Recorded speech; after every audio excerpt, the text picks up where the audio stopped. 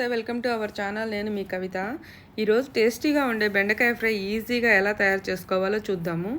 ఈ విధంగా చేసుకున్నట్లయితే అస్సలు జిగురు ఉండదు అండ్ క్విక్గా కూడా అయిపోతుంది. తప్పకుండా మీరు కూడా ట్రై చేయండి. ఇవి 250 గ్రామ్స్ బెండకాయలు. వీటిని మీడియం సైజులో ఈ విధంగా కట్ చేసి పెట్టుకోవాలి. అలాగే మీడియం సైజు ఒక ఆనియన్ని పొడవుగా ముక్కలుగా కట్ చేసి పెట్టుకోవాలి.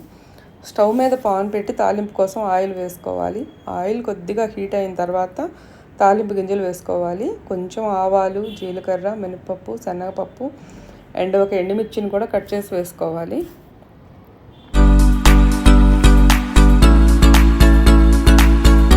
తాలింపు వేగిపోయిన తర్వాత మనం ముందుగా కట్ చేసి పెట్టుకున్న ఆనియన్స్ని కూడా దీనిలో యాడ్ చేయాలి.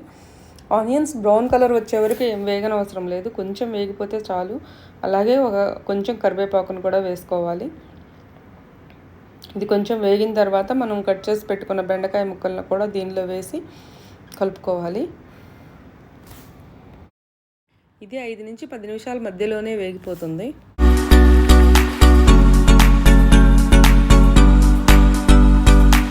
స్టవ్ మీడియం ఫ్లేమ్లోనే ఉంచి బాగా కలుపుతూ ఫ్రై చేసుకోవాలి.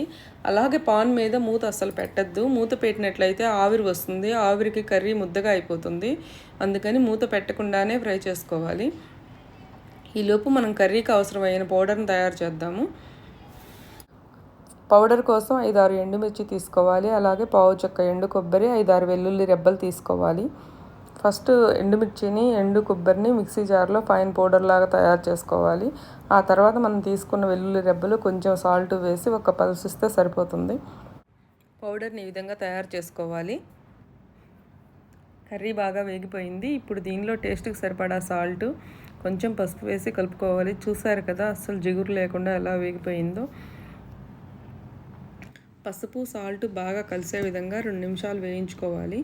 2 నిమిషాలు వేయించుకున్న తర్వాత దీనిలో మనం ఇప్పుడు తయారు చేసి పెట్టుకున్నాం కదా పౌడరు, ఆ పౌడర్ కూడా యాడ్ చేసుకోవాలి. యాడ్ చేసుకున్న తర్వాత బాగా కలుపుకొని స్టవ్ని వెంటనే ఆఫ్ చేయాలి, లేదంటే కారం నల్లగా అయిపోతుంది.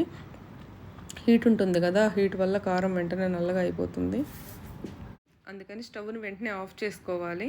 బెండకాయ ఫ్రై రెడీ అయిపోయింది. చూసారు కదా ఎంతో టేస్టీగా ఉండే బెండకాయ ఫ్రై క్విక్ అండ్ ఈజీగా ఎలా రెడీ అయిందో.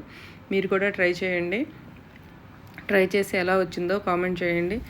మీకు మా వీడియో కనుక నచ్చినట్లయితే please like, share and subscribe our channel. మళ్ళీ మరొక వీడియోతో మీ ముందుకు వస్తాను.